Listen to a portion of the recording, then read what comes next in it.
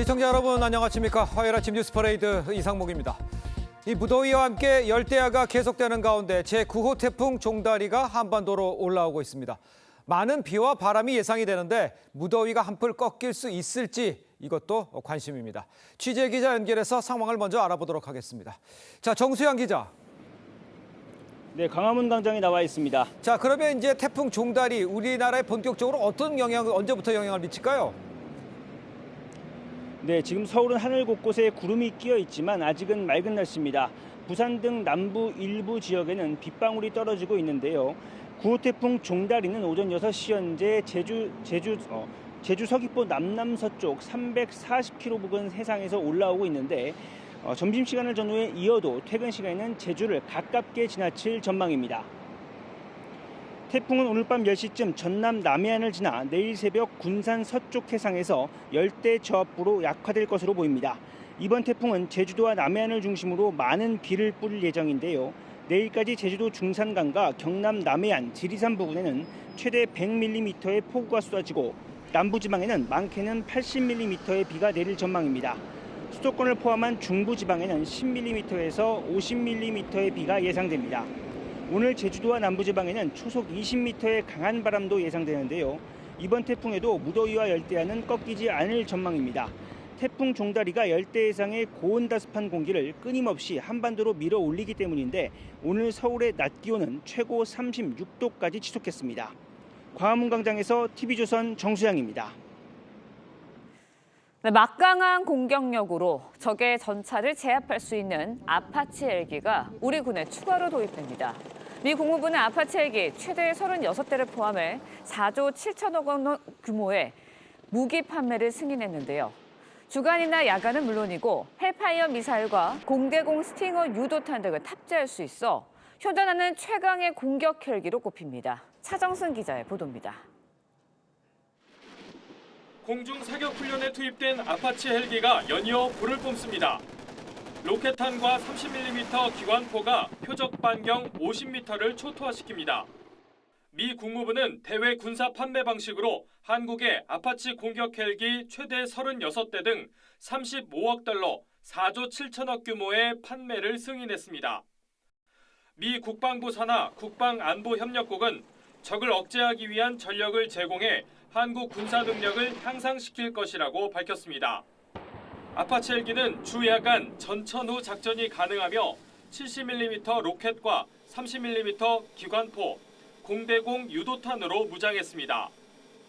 특히 최대 16발까지 장착 가능한 헬파이어 미사일은 8km 밖에서 적 전차와 벙커를 정밀 타격할 수 있습니다. 앞서 우리 군은 아파치 헬기 36대를 미국에서 도입해 2017년 작전 배치했습니다. 이번 판매 승인으로 육군이 운용하는 아파치는 2028년까지 72대로 늘어날 전망입니다. TV조선 차정승입니다. 한동훈, 이재명 두 대표가 이번 주말인 25일에 국회에서 첫 회담을 갖습니다. 이번 양자회담은 이 대표의 제안에 한 대표가 즉각 화답하면서 성사됐는데 해병대원 특허법과 전국민 지원법 등 여러 현안을 두고 이견이 적지 않아 양측이 의제 선정 단계부터 치열한 신경전을 벌일 것으로 보입니다. 조성호 기자의 보도입니다. 한동훈 대표께도 대표 회담을 제안드립니다. 대단히 환영한다는 말씀을 드립니다. 국민의힘 한동훈 대표와 민주당 이재명 대표가 오는 25일 오후 3시 국회에서 여야 대표회담을 갖습니다. 차기 대권주자로 꼽히는 두 사람이 예방이나 면담이 아닌 공식 회담을 하는 건 이번이 처음입니다. 여러 민생 과제들에 대해서 실질적인 많은 결과를 낼 수 있었으면 좋겠습니다. 국민 삶의 보탬이 되는 정책이라면 모든 것을 열어두고 하지만 해병대원 특검법을 비롯한 쟁점을 두고선 벌써부터 이견을 보이고 있습니다.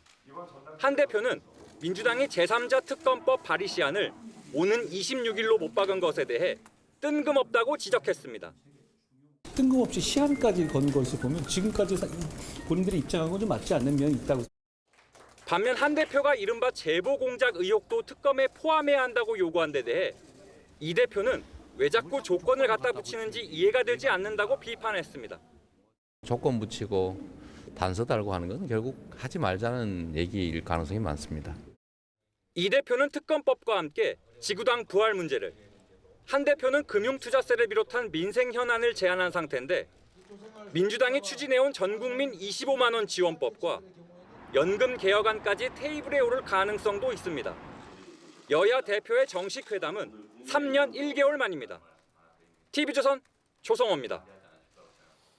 자, 전해드린 대로 한동훈 대표와 이재명 대표가 오는 25일 일요일입니다. 국회에서 여야 대표 회담을 열기로 합의를 하면서 과연 어떤 이야기들이 오갈지 주목이 되고 있습니다. 최병묵 정치평론가, 김상일 전 민주당 부대변인과 함께 정치권 소식을 자세히 짚어보겠습니다. 안녕하십니까? 안녕하십니까? 네, 반갑습니다. 자, 여야 대표 지금 보셨습니다만 여러 가지 이제 민생 문제를 논의하자는데 여기에는 의견이 모아졌죠. 목소리를 한번 직접 들어보겠습니다. 이재명 신임 당대표님의 당선을 축하드립니다. 어제 하신 대표 회담의 제의도 대단히 환영한다는 말씀을 드립니다. 조속한 시일 내에 시간과 장소를 잡았으면 좋겠습니다. 한동훈 대표께서 여야 대표 회담을 긍정적으로 생각하신다고 해서 지금 대표 비서실장에게 실무 협의를 지시해 놓은 상태이기도 합니다.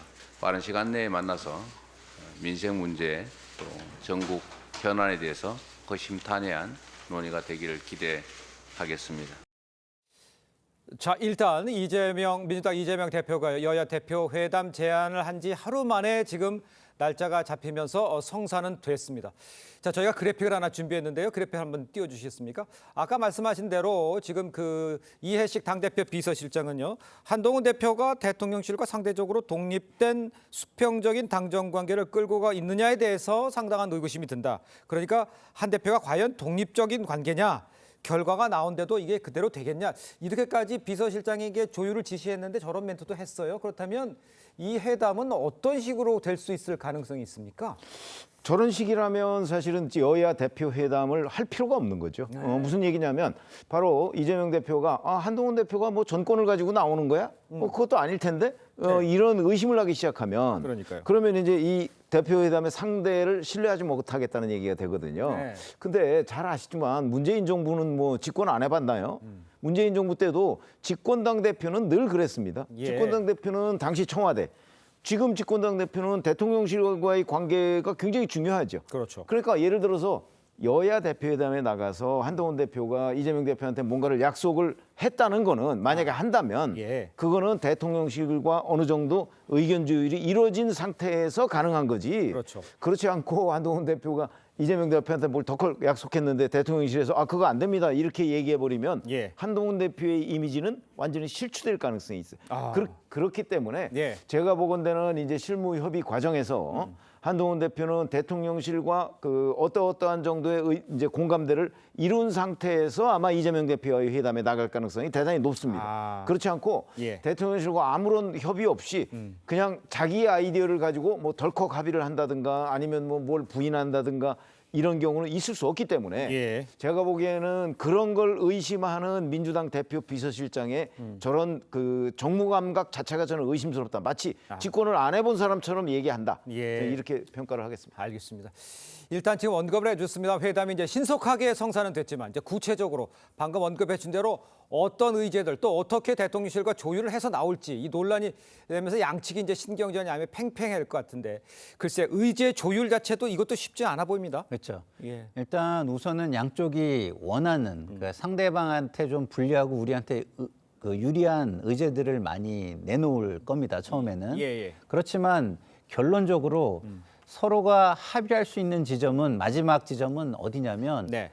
총선과 전대에서 드러난 민심 그리고 당심 그리고 여기에 민생 현안 이 정도에서 조율될 가능성이 많은 거죠. 근데 총선과 전대에서 드러난 거는 뭐 총선에서 드러난 거는 제가 볼 때는 최상병 특검법과 예. 그다음에 김건희 여사 관련한 부분이라고 보고요. 예. 그다음에 국민의힘 전당대회에서 드러난 민심은 어쨌든 최해병 특검법을 어떻게든 해법을 찾아서 이거를 돌파해야 된다. 여기서 발목이 잡혀 있을 수는 없다 이런 거거든요. 예. 그래서 제가 볼 때는 최혜병 특검법 플러스 민생 현안 정도는 조율이 가능하지 않을까 밀고 당기다가 이런 생각이 저는 듭니다. 그러니까 최혜병 특검도 가능하다라고 지금 보시는 거예요? 왜냐하면 전당대회에서 63%가 그게 가장 주요 이슈고 핫 이슈였는데 네. 한동훈 대표를 밀어줬어요. 아. 그 이유는 뭐냐면 이거를 어떻게든 뚫고 나가야 정권의 재창출도 가능하다고 전략적 투표를 해준 거라고 저는 봅니다. 알겠습니다.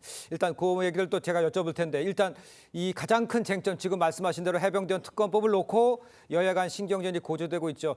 요거에 대해서는 어떤 입장인지 한번 들어보겠습니다. 당선된 뒤에는 발 빼더니 갈팡질팡하는 태도가 안쓰럽습니다. 저희가 시원하게 제안하지 않았습니까? 조건 달지 말고 토 달지 말고 26일까지는 한동훈 표 특검안의 실체를 확인할 수 있게 되기를 기대합니다. 뜬금없이 시한까지 건 것을 보면 지금까지 본인들이 입장하고 좀 맞지 않는 면이 있다고 생각해요. 저희는 민주당처럼 대표가 한마디에 다 듣고 이런 당은 아니거든요. 입장 차를 저는 좀 느낄 수 있을 것 같은데 가능성이 있다라고 말씀하셨는데 어떻게 생각하세요? 해병대원 특검법에 관해서. 가능성은 있는데 그렇습니다. 문제는 이제 시점에 저는 방점이 있다고 생각을 합니다. 그러니까 한동훈 대표로서는 당내에서 논의할 시간이 필요해요. 그리고 이제 대통령실과 그 관계도 필요하고요. 그렇기 때문에 진짜 민주당과는 완전히 달라요. 민주당은 뭐 사실상 어찌 보면 이재명 대표가 결정하면 그대로 뒷받침하는 시스템이 되어 있는 정당이고 근데 국민의힘의 경우에는 한동훈 대표가 결정한다고 해서 이게 시스템적으로 뒷받침되는 그건 아니거든요. 더군다나 추경호 원내대표는 자 공수처 수사가 먼저다라고 입장을 분명하게 밝혔어요. 그렇습니다. 자, 이 상황이 되면 한동훈 대표가 아무리 여기서 추진을 하려고 해도 원내대표가 반대하면 불가능한 겁니다. 그렇죠. 저는 그래서 공수처 수사가 먼저다라는 입장과 한동훈 대표의 제3자 추천 특검이라고 하는 것들의 절충점이 있다고 봐요. 그거는 역시 공수처 수사가 빨리 끝나야 되는 겁니다. 그게 이루어지기 전에 저는 여권에서 아마 한 발짝도 나가기가 어렵다. 그러면 한동훈 대표는 이 해병대원 특검법 문제에 관해서 시간이 좀 필요하다고 저는 보거든요. 그래서 아마 이번에 합의는 물론 안 될 거고 아마 한동훈 대표로서는 이 당내 논의 과정에 대한 시간이 필요하다는 점을 강조할 것으로 보입니다. 그리고 이제 민생 현안 정도는 아마 하나 정도는 워낙 이 일반 국민들의 압박이 심하기 때문에 합의를 할 가능성이 있는데 자 그러나 나머지 이제 민생이라는 걸 바라보는 시점, 관점 뭐 이런 것도 완전히 다릅니다. 그래서 거의 통역이 필요한 수준입니다. 지금 이재명 대표가 생각하는 민생과 한동훈 대표가 생각하는 민생은 다르거든요. 아마 그 정도 수준이기 때문에 이번은 서로의 입장차를 확인하고 아마 아주 긍정적으로 본다면 한두 개 정도의 합의사항 뭐 이 정도로 예상합니다. 알겠습니다. 민생을 보는 시점과 관점이 전혀 다르다. 통역이 필요할 정도라까지도 이제 언급을 해주셨는데, 자 그렇다면 금투세 이제 완화 문제가 논의될지도 이제 관심이잖아요. 민주당 내에서 이 대표와 진성준 정책의장이 이견을 보였었는데 이 대표가 진성준 정책의장을 유임을 시켰어요. 이거는 그러면 어떻게 저희가 이해를 하면 되겠습니까? 이거는 일단은 이재명 대표 입장에서는 자신감의 표현이겠죠. 자신감이요? 진성준 정책위 의장이 자기 생각은 있지만 결과적으로 대표의 뜻을 거슬러서까지 일을 하진 않을 것이다라는 자신감이 저는 있다고 보고요. 실제로 진성준 의원이 뭐 자신의 소신이 있다고는 하지만 가장 큰 자기 이해관계는 결국은 국회의원으로서의 입장 아니겠습니까? 그런 거에 있어서는 어떤 강성 지지층의 어떤 문자라든가 압박이라든가 이거를 뚫고 나갈 정도의 소신과 기반을 가진 정도는 아니다. 저는 이렇게 봅니다. 알겠습니다. 이걸 한번 여쭤볼게요. 지금 그 둘 간의 조율에 있어서도 대통령실하고의 관계가 의제 같아서는 좀 내용이 좀 조율을 할 필요가 있다라고 말씀해 주셨는데 지금 영수회담을 제안한 것에 대해서 지금 보도에 따르면 축하안에 대해서도 아직 응답이 없다라는 얘기까지 나오고 있는 상황이잖아요. 그렇다면 영수회담으로 이어지는 관계에서는 이거는 거진 어렵다고 봐야 되는 겁니까? 이 시점에서는? 일단 대통령실에서는 이제 여야 대표회담이 먼저다 이렇게 얘기를 그렇게 했기 때문에 얘기했죠. 아마 예. 대표회담 결과를 보고 그리고 나서 영수회담을 할지 말지 결정할 텐데 네네. 저는 조금 부정적 기류가 높다고 봅니다. 아. 왜냐하면 1차 영수회담 때 그 장면 기억하시죠? 그렇습니다. 이재명 대표가 뭐 이렇게 적어가가지고 그 윤석열 대통령 앞에서 그거 쫙 자기네들 입장 다 이미 그냥 얘기해버렸지 않습니까? 그렇죠. 이거는 영수회담을 하지 말자는 얘기하고 비슷한 거거든요. 왜냐하면 자기들 입장은 다 이거다라고 지금 얘기를 한 거잖아요. 예. 그럼 거기서 뭐 그거 하나하나에 대해서 윤석열 대통령이 요거는 뭐 우리가 받을 수 있고요. 이렇게 시험 문제 풀듯이 그럴 수는 없는 거거든요. 예. 그러니까 이 회담 자체에 대한 그 이재명 대표의 저는 존중의식이 없다고 생각하기 때문에 어허. 그걸 확인한 그 용산 대통령실에서 과연 2차 영수회담이라고 그러지 말란 법이 없잖아요. 그러니까 이게 어느 정도의 신뢰관계가 있어야 되는데 예. 이번 여야 대표회담에서 또다시 이재명 대표가 한동훈 대표를 향해서 만약에 그런 식의 태도를 보인다면 영수회담은 더 이상 없는 거고 아하. 그렇지 않고 뭐 좀 달라진 모습을 보였다 그러면 아마 한 번쯤 검토를 하지 않을까 싶습니다. 알겠습니다. 자, 그럼 민주당은요 어제부터 이제 이재명 2기 체제가 이제 시작이 됐죠. 이 첫날부터 새 최고위원들 이 대표의 피선거권이 박탈된 상황 오지 않을 것이다. 그러니까 그 사법 리스크에 관해서 유죄 가능성이 거의 없다 이런 발언을 내놨습니다. 그러니까 이 일각에서 사법부 압박하는 거 아니냐 이런 지적도 나오고 있는데 그렇게 볼 수도 있을 것 같은데 그건 어떻게 그렇게 보세요? 볼 수 있는 부분도 있다고 예. 봅니다. 일단은 그거보다는 자신들의 어떤 주장 이걸 함으로써 어떤 민심이 동요되는 걸 막고자 하는 것도 있을 텐데 예. 말씀하신 대로 사법부 압박의 의미도 저는 있다고 봅니다. 그 이유는 권력 획득이라는 같은 이해관계를 가진 분들 아니겠습니까? 예. 그렇기 때문에 그런 주장을 하는 거는 당연한 거고요. 문제는 이런 압박에 사법부가 흔들린다면 그게 더 문제가 되는 것이죠. 그렇겠죠. 그래서 우리는 사법부가 이런 어떤 압박이나 이런 거 상관없이 독립적으로 판단을 해주는 예. 기관 예. 내지는 그 세력이라고 저는 이렇게 보고 싶고요. 네네. 그리고 만약 그런 결론이 나왔는데 거기서도 추가적인 압박을 통해서 예. 이상의 행동들을 한다. 그러면 저는 그 차기 어떤 대선이나 예. 선거에서 좋은 영향을 주진 않을 것이다 이런 생각. 아니, 그러니까 말씀하신 것처럼 압박이다. 그렇지만 그거를 흔들리지 말아야 되는 게 그렇죠. 재판부 이렇게 얘기하시는 거잖아요. 맞습니다. 그런 압박을 하면 안 되는 거 아니에요, 재판부에? 이렇게 힘이 센 우리인데 이렇게 하면 안 돼. 이렇게 얘기하는 게 자체가 문제가 있는 건 아닙니까? 근데 지금 정치권을 보시면 알겠지만 예. 여든 야든 자신들의 이해관계를 먼저 앞세우고 네. 정쟁을 앞세우지 국민에게 모범을 보이려는 공적 태도를 앞세우는 거는 저희가 거의 보지 못하는 게 상황 아니겠습니까? 예, 알겠습니다. 자, 일단요. 이르면 오는 10월에 이재명 대표에 관련된 재판 1심 결과가 나올 가능성이 아주 높습니다. 사법 리스크가 만약에 이제 현실화될 수 있다 이런 우려도 나오고 있는 상황인데 그거는 사법 리스크에 관해서는 어떻게 영향을 미칠 거로 보십니까? 그러니까 현실화된다는 게 이제 결국 유죄가 된다 그렇죠. 이런 뜻이죠. 예. 근데 지금 그 선거법의 허위사실 유포 부분하고 의정교사 두 가지인데 네네. 이 두 가지는 그러니까 뭐 재판은 판사가 하지만 네네. 일반 국민들도 상당한 정도로 이 부분에 관해서는 그 지금 관찰을 하고 있거든요. 예. 그 제가 보기에는 증거가 너무나 명확해요. 근데 이런 것들이 만약에 무죄가 나왔을 때는 김병주 최고위원이 얘기했듯이 아마 국민적 대분노와 국민적 저항이 있을 거예요.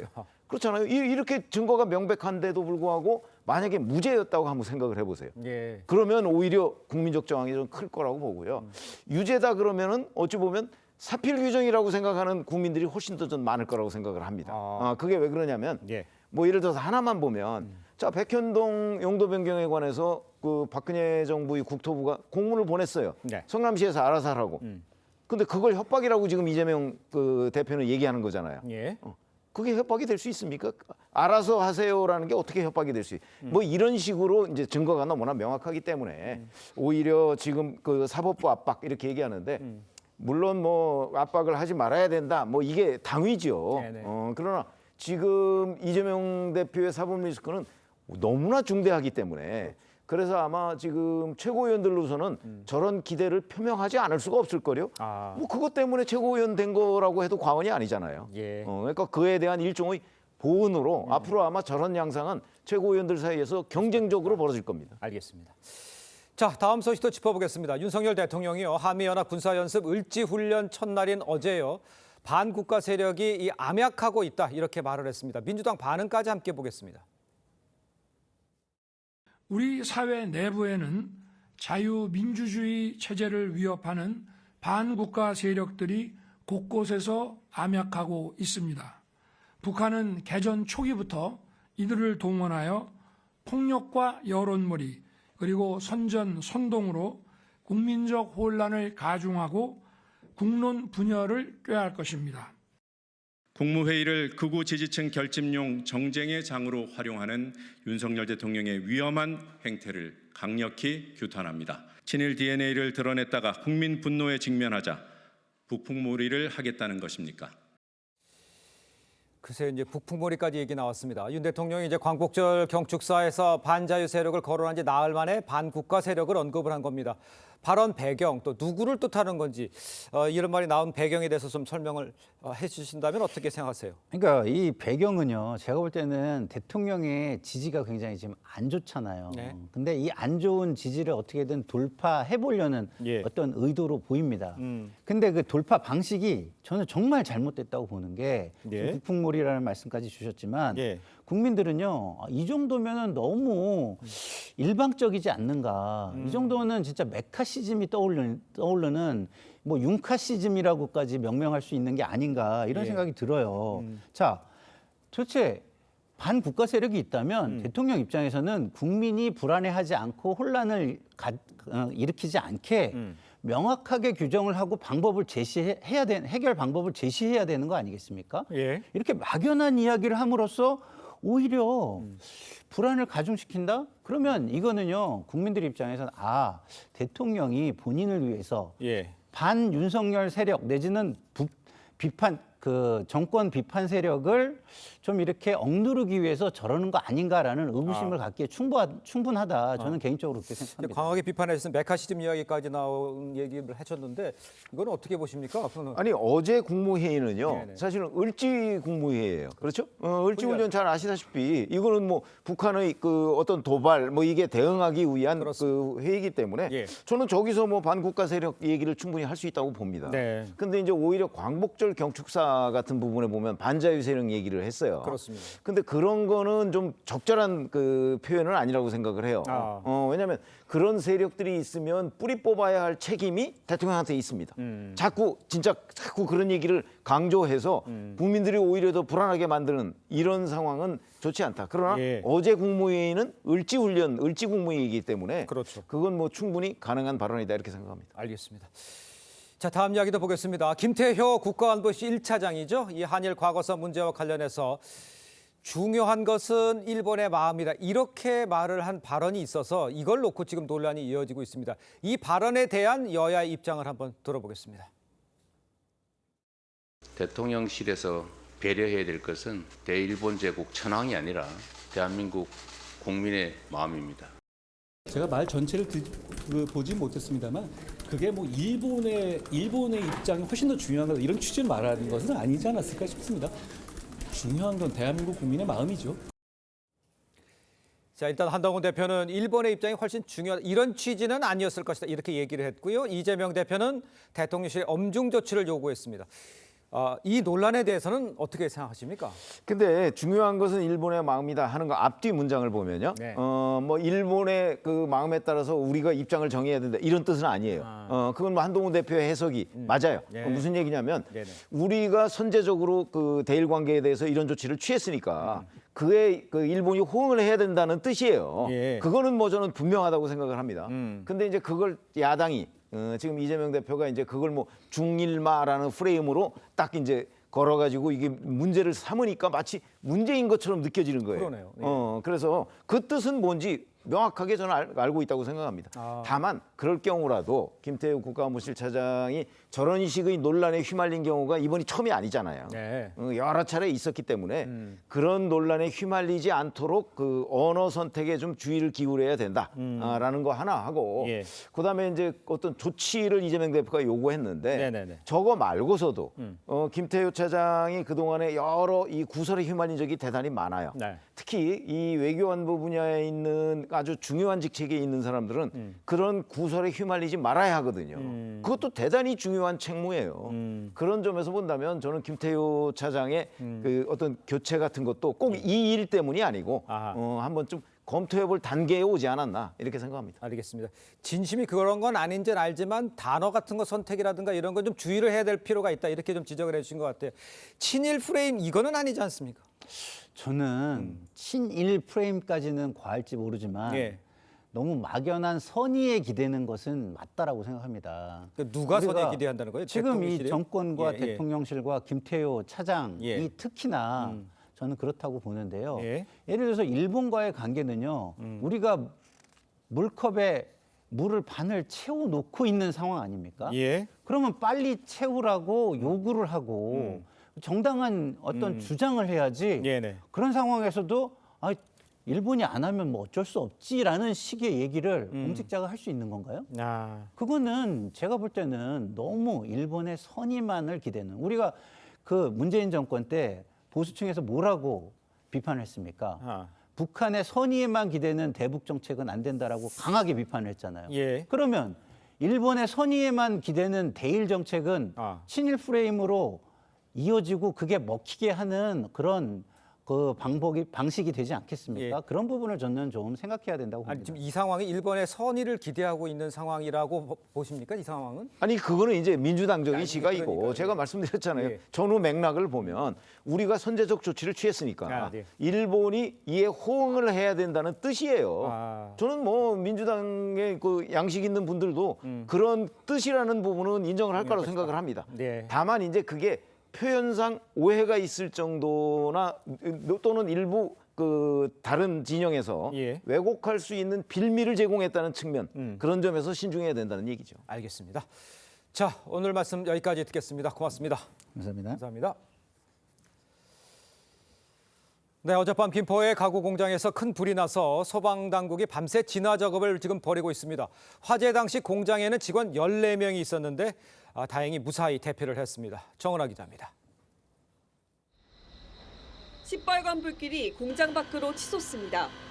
소방대원이 불을 끄느라 분주하게 움직이고 불삭기까지 동원돼 잔해를 치웁니다. 어젯밤 10시 49분쯤 경기 김포시의 한 가구 제조 공장에서 불이 났습니다. 소방당국은 곧바로 주변 5개에서 6개 소방서 인력을 동원하는 대응 2단계를 발령해 진화 작업에 나섰습니다. 공장 작업장에서 시작된 것으로 추정되는 불은 화재 발생 5시간이 지난 지금도 잡히지 않고 있습니다. 공장 특성상 가구가 많이 적재돼 있고 공장 내 동과 동이 가까운 탓에 진화 작업이 어려움을 겪었습니다. 지금 연소학생 저지하고 있고요. 지금 다른 쪽으로 크게 확산이 되진 않았네요. 인명 피해는 아직 없습니다.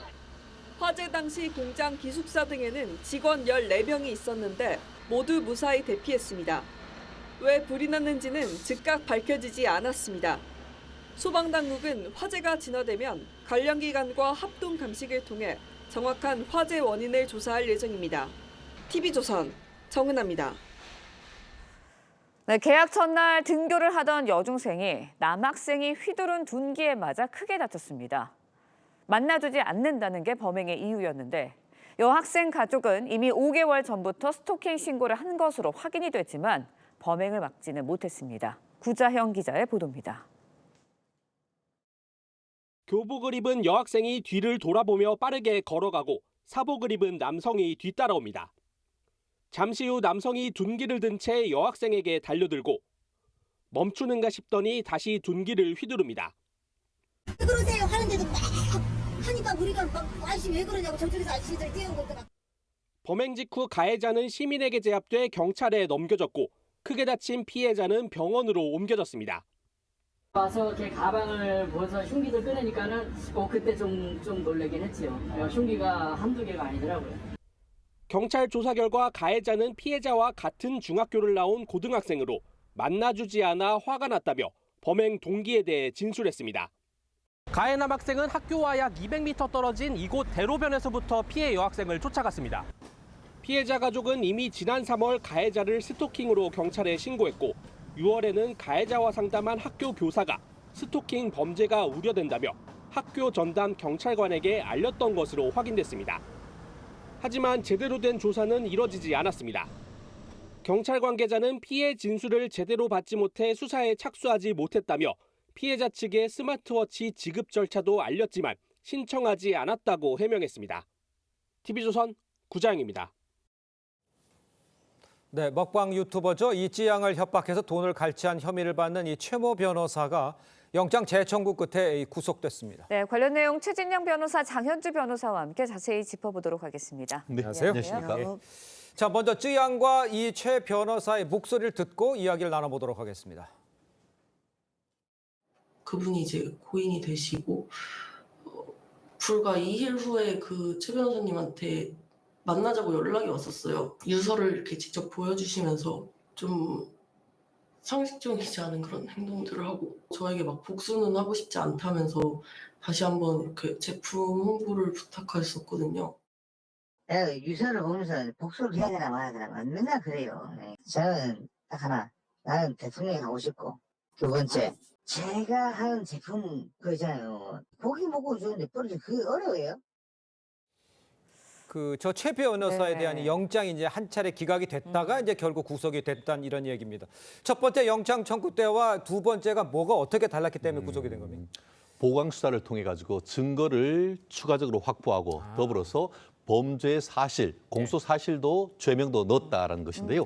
최초에 이제 그 영장을 청구했을 때 같은 경우에는 쯔양에 대한 공갈 그리고 또 관련되는 사람들이 쯔양을 이렇게 공갈 협박하는데 옆에 도와줬다는 공갈 방조, 더불어서 그 쯔양 씨의 전 남자친구에 대한 강요 이런 죄명으로 해가지고 구속영장을 넣었는데 범죄에 대한 소명이 부족하고 증거 인멸에 대한 우려가 적다라는 취지로 영장을 기각했는데 이후에 검찰이 추가적으로 수사를 한 다음에 보강 수사를 했더니만 거기에 더해가지고 자기가 업무상 취득한 비밀을 외부에 누출했던 사실 그리고 또 그 과정에서 여러 가지 개인 정보가 유출했던 사실 이런 게 있어서 업무상 비밀 누설죄 그리고 또 개인정보보호법으로 추가적으로 이제 공소 사실을 넣었습니다. 거기다가 그에 대한 그 추가적인 어떤 증거를 어떻게 보면 더 소명을 했더니만 결국 범죄에 대한 소명도 있고 소명된 범죄가 굉장히 중대하다라는 이유로 해서 영장을 발부한 사안입니다. 네, 말씀을 정리해 보면 결국 재판부의 입장은 현직 변호사의 혐의가 굉장히 중대하다. 혐의의 중대성을 들어서 구속을 한 거거든요. 현직 변호사가 구속된다. 이거 어떤 의미를 담고 있다고 보세요? 굉장히 충격적인 사실은 분명한 것 같습니다. 그리고 구속영장이 발부가 되려면 일단 크게는 범죄 혐의가 소명이 돼야 되고 그다음에 구속의 사유가 있어야 되거든요. 뭐 구속의 사유는 아시다시피 뭐 도주 우려나 증거 인멸의 우려가 될 텐데 지금 이 같은 경우에는 소명된 혐의의 사실이 중대하다라고 법원이 봤습니다. 그 얘기는 범죄 혐의도 일단 소명이 됐다는 것이고 그 소명된 혐의 자체가 중대하다라고 한다면 사실 범죄가 중대하면 도주 우려라든가 증거인멸의 우려까지도 함께 올라갈 수 있는 부분이 있기 때문에 아마 이런 부분을 종합적으로 고려했을 것으로 보이고요. 특히 받고 있는 혐의 자체가 쯔양을 협박해서 2천만 원 이상을 가로채고 그리고 과거사를 이른바 뭐 사이버 레카라고 불리는 유튜버들에게 폭로했다는 혐의를 받고 있거든요. 이 혐의 자체가 굉장히 중대하기 때문에 아마 이런 부분들이 구속영장 발부에 영향을 미친 것으로 봐야겠습니다. 알겠습니다. 장 변호사님 언급하신 대로 지금 그 범죄가 중대하다 이래서 이제 구속영장이 청구가 됐는데 이거 말고도 이 범죄 법조인이잖아요. 그러니까 변호사가 저지른 범죄 이러면 더 중한 처벌이 가능한 겁니까? 기본적으로 사회적 비난 가능성이 크다라는 점을 재판부가 고려하지 않을까 싶은데요. 쉽게 말하면 약점 잡아가지고 돈 받아내려고 했던 건 아니겠습니까? 거기다가 이게 그 법조 윤리상 변호사는 그 의뢰인들의 비밀을 외부로 유출돼서는 안 되지 않습니까? 의뢰인 같은 경우에 그 사실은 죄를 다 알면서도 죄를 진술 거부권을 행사를 할 수 있는데 그러한 것을 알고 의뢰인을 협박했던 그런 사안이기 때문에 이 법조인의 관점에서 봤을 때 법조 윤리적 관점에서도 있어서는 안 되는 일이기 때문에 재판부로서도 상당히 엄중한 형사처벌을 할 가능성도 있고 대한변호사협회에서는 이 변호사에 대해서 유죄가 인정될 경우에는 엄한 징계가 있을 것으로 예상을 합니다. 네, 앞으로의 재판 또 어떻게 진행이 될지 지켜봐야 할 것 같고요. 다음 이야기도 짚어보도록 하겠습니다. 파리 올림픽 사격 은메달리스트 김예지 선수가 세계적인 명품 브랜드의 화보 모델로 발탁이 됐습니다. 김 선수의 목소리 직접 들어보시죠. 저번에 같이 밥을 먹자는 그런 이야기가 있었는데 제가 영어를 못한다고 했거든요. 통역을 이렇게 어플로 해가지고 좀 이야기를 좀 해보면 어떨까. 만약 기회가 된다면요. 영화 캐스팅. 영화 캐스팅이요. 제가 운동선수여서요. 아직 그거에 대해서 생각을 해본 적이 없습니다. 네, 사격 당시의 모습이 굉장히 화제가 되면서 이력 스타덤에 올랐는데 김 선수를 찾는 광고주도 굉장히 많아졌다고 해요. 예, 맞습니다. 파리올림픽 사격 여자 공기권총 10m 예. 은메달리스트죠. 네, 김혜지 선수가 최근에 배우 전문 매니지먼트사 풀필과 에이전트 계약까지 체결했다고 그래요? 합니다. 예.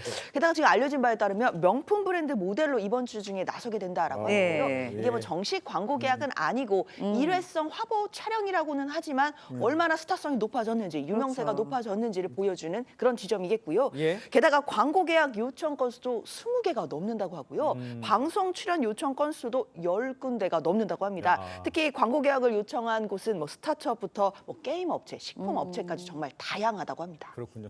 근데 올림픽 스타의 이 광고계 러브콜 또 신유민 선수도 있죠. 그렇습니다. 그 신유빈 선수 올림픽에서는 동메달을 땄지만 네. 광고에서는 금메달을 딴 것 같습니다. 그래요? 사실 그 삐약이라고 하는 네. 저희들 얼굴에 그냥 미소가 저절로 섰는데요. 맞아요. 탁구한 과정에서 어떻게 보면은 바나나도 먹고 엄마가 챙겨주신 주먹밥을 먹었는데 그것이 그대로 광고로 이어져서 바나나 맛 우유를 하는 그 유명 제조업체에 광고를 찍었고 더불어서 예. 편의점 운영업체 같은 경우에도 주먹밥 반숙란과도 했다고 하니까 이 선수들 평소에 운동하면서 먹는 식사의 종류도 좀 고민을 해야 되는 그런 시점인 것 같습니다. 알겠습니다. 자, 오늘 말씀은 여기까지 듣겠습니다. 고맙습니다. 고맙습니다. 감사합니다.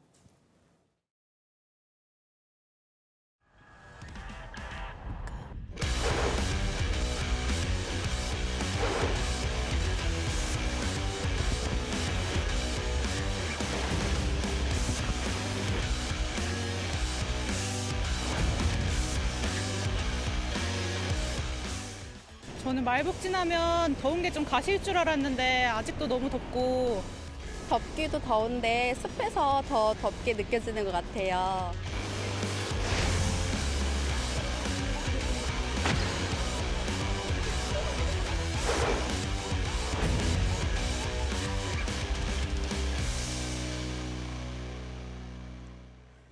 네, 태풍 종다리가 북상하고 있습니다. 오늘부터 이틀 동안 제주와 남해안을 중심으로 비를 뿌릴 것으로 예상이 되는데 무더위는 오히려 더 심해진다고 합니다. 관련 내용 맹소영 기상 칼럼니스트와 함께 자세히 짚어보도록 하겠습니다.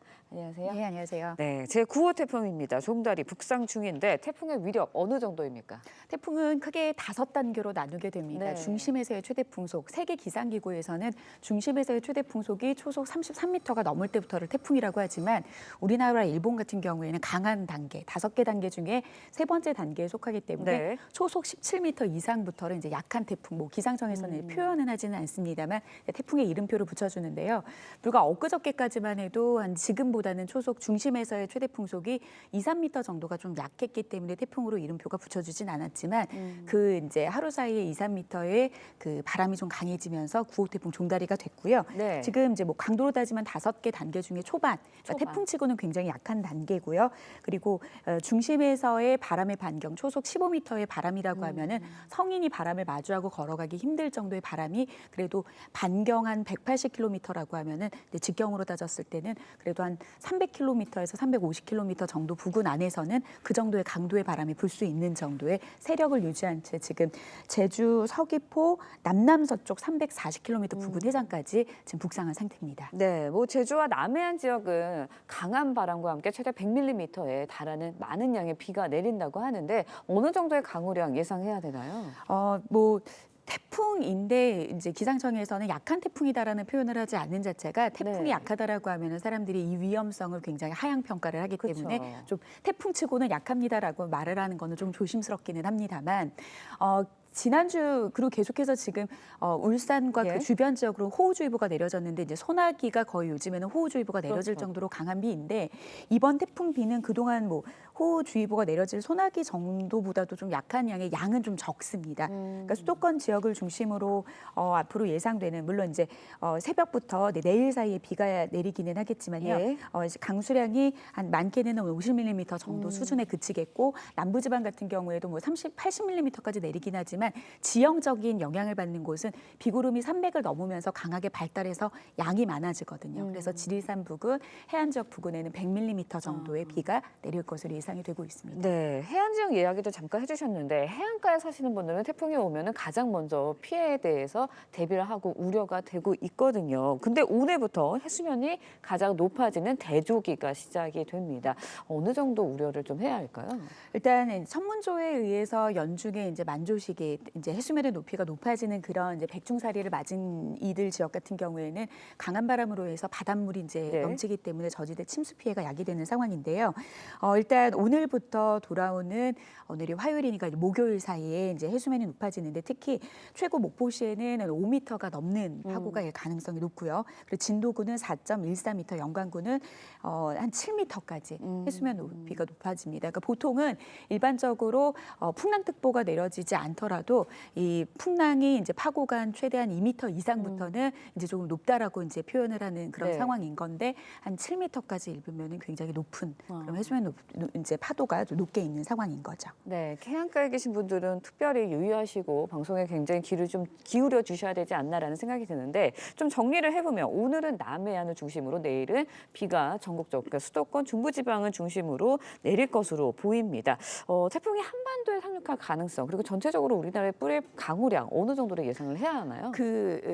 기상청은 사실 이 이제 열대 저압부라고 하죠. 중심에서의 최대 풍속이 17m가 되지 않는 것은 네. 이제 열대 해상에서 발생한 전선을 동반하지 않는 이제 저기압이라고 불리는데 사실 서해상으로도 태풍으로의 이름표를 붙이지 않고 저기압의 형태로 지나갈 것으로 예상을 했습니다. 그것은 북태평양 고기압이 일본 쪽으로 물러나 있는 상황인 거고 우리가 열돔 현상이라고 해서 하층부 말고 고층부 부분에 티베트 고기압까지 머물러 있다라고 하는데 지금 다시 티베트 고기압이 우리나라 상층부에 자리 잡는 과정 안에서 태풍은 저기압이어서 상승하려고 하는데 상층부에서는 이제 눌러내리는 공기이기 때문에 태풍이 견고하게 발달하지는 않거든요. 네. 그래서 이제 내일 24시간 안에 태풍으로서의 이름표를 다시 떼기는 하겠지만 중심부가 충남 서해안 부근까지 북상을 한 상태에서 이제 방향을 틀어서 수도권 지역으로 이제 관통을 하면서 지나가는데 여기에서 태풍이 관통한다라고 하면 두려움이 크기는 하지만 그렇죠. 태풍으로 이름표를 내려놓은 상태에서 저기압의 형태로 이제 수도권을 지나 강원도 그리고 동해안으로 빠져나갈 것으로 보이거든요. 네. 그래서 일단은 이제 태풍으로 영향을 주는 그런 이제 일종의 고비를 본다라고 하면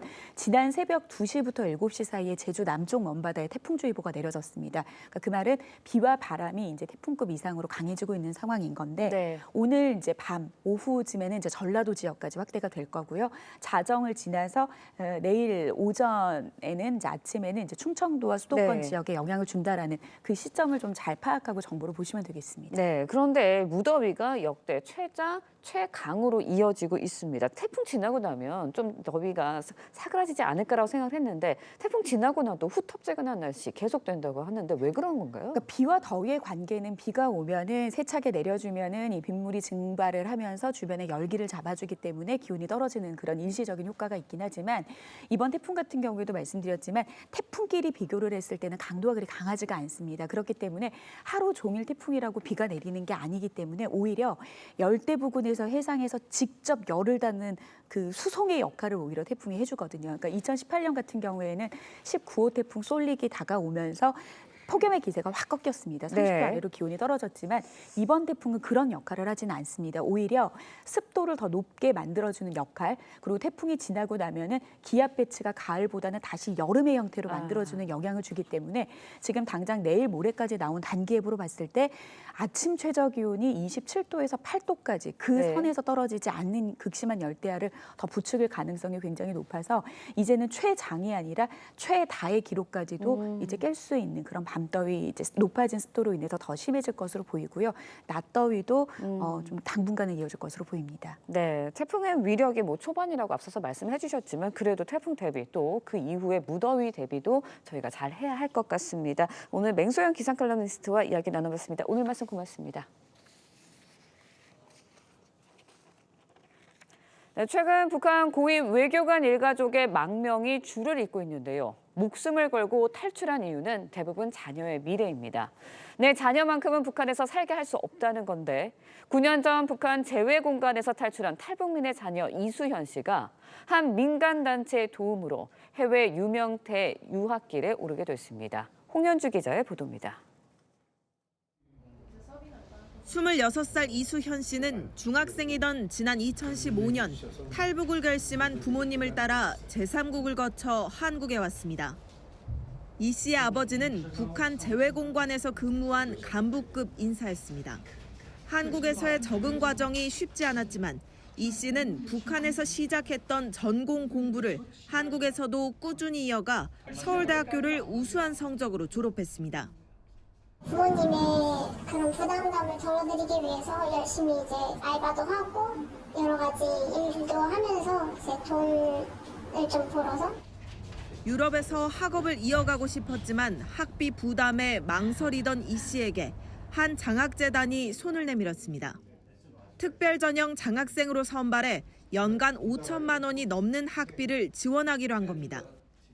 북한 학생들에 대해서 용기를 줘서 이 통일에 대한 그걸 열망을 식지 않게 그래 하는데 도움이 되도록 하자. 남북 평화에 기여하는 사람이 되고 싶다는 딸의 말에 부모님은 하고 싶은 건 다 하라고 답했다고 이 씨는 전했습니다. 북한에서는 원하는 걸 할 수 있는 선택은 없으니까 이왕 여기에 왔으니까 하고 싶은 걸 하고 싶은 걸 다 했으면 좋겠다라는. TV조선 홍현주입니다. 이탈리아 시칠리아 섬 앞바다에서 현지 시간 15일 호화 요트가 침몰해 1명이 숨지고 6명이 실종됐습니다. 56m 길이의 호화 요트는 새벽 4시쯤 폭우를 만나 시칠리아 섬 인근 수십 50m 바다에 침몰했고 전체 탑승자 22명 가운데 15명은 구조돼 인근 병원에서 치료를 받고 있습니다. 실종자 가운데는 영국 IT 기업 오토노미의 창업자인 마이클 린치와 그의 딸이 포함된 것으로 전해졌습니다. 오는 11월 미 대선이 앞으로 다가온 가운데 민주당 전당대회가 시작됐습니다. 해리스 부통령을 대선 후보로 공식 지명하게 되는데 민주당은 전대에 앞서 공개한 정강 정책에서 한국을 소중한 동맹이라며 북한 위협에 함께 맞서겠다고 명시했습니다. 황정민 기자의 보도입니다.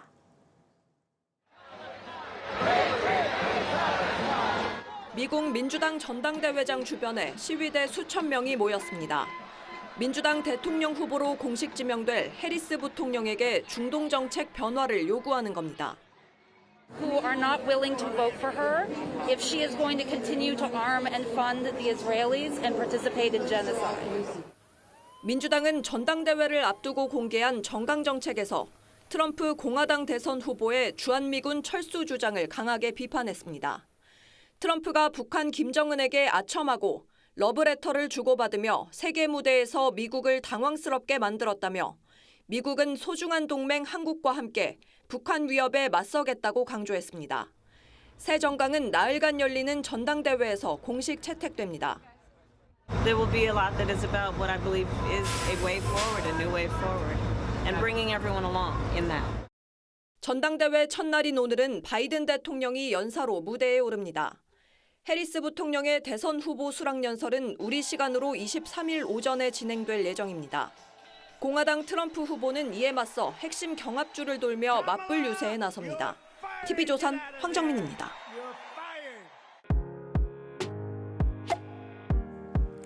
네, 렌즈에 담긴 그 순간 그 의미를 짚어보는 시간이죠. 사진 기자가 선택한 아침의 한 장입니다. 오늘은 조선일보 사진부 이태경 기자와 함께합니다.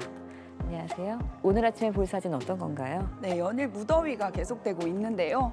이 무더위 속에서 반려견을 위한 물놀이장이 문을 연 모습입니다. 현장 모습 사진으로 만나보겠습니다.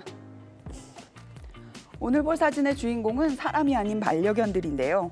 서울 송파구에서 처음으로 반려견 전용 물놀이장을 운영했습니다. 수영장을 찾은 경공들은 주인과 함께 피서를 즐기는데요. 강아지들이 튜브, 고글 등 물놀이 용품을 사용하는 모습을 보니 귀여워서 웃음이 절로 납니다. 네, 반려견 전용 수영장이라니 굉장히 신선한데요. 계속해서 운영을 하는 건가요? 네, 이 수영장이 앞으로도 계속 운영을 하는 것은 아닙니다. 반려견 전용 물놀이장은 어제까지 한시적으로 운영되었는데요. 이 이벤트는 반려견들이 목줄 없이 안전하고 즐겁게 물놀이를 즐기면서 행복한 여름의 추억을 만들었으면 하는 마음에 기획됐습니다. 행사 관계자는 반려동물을 키우는 인구가 늘어나는 요즘 시대에 발맞춰 앞으로도 다양한 동물 복지 사업을 추진해 나갈 것이라고 밝혔습니다. 네, 반려동물과 함께 좋은 추억 만드는 여름날이었다라는 생각이 드네요. 지금까지 아침의 한장이었습니다. 제9호 태풍 종다리가 북상하고 있습니다. 현재 종다리는 서귀포 남쪽 440km 부근에서 북진하고 있는데요. 태풍은 늦은 오후에 제주 서쪽 해상을 지나 내일 새벽에는 군산 서쪽 해상에서 열대 저압부로 약화될 것으로 보입니다. 이에 따라 제주 남쪽 먼바다에는 태풍주의보가 내려진 가운데 제주와 경남 지역에는 비가 내리고 있습니다. 오늘과 내일 제주 산지와 남해안, 지리산 부근에는 최대 100mm 이상의 많은 양의 비가 내리겠고요.